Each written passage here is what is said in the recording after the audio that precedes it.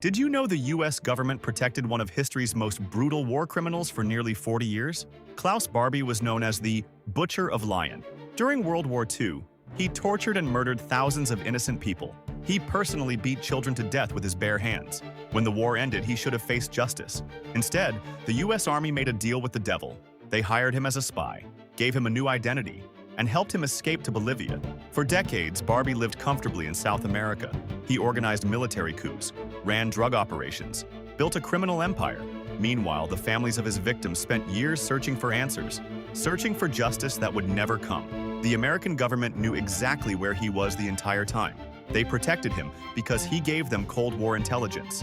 Barbie wasn't finally arrested until 1983. By then, he had lived free for nearly 4 decades. Sometimes the real monsters aren't hiding in the shadows. Sometimes they're hiding in plain sight, protected by the very people sworn to stop them.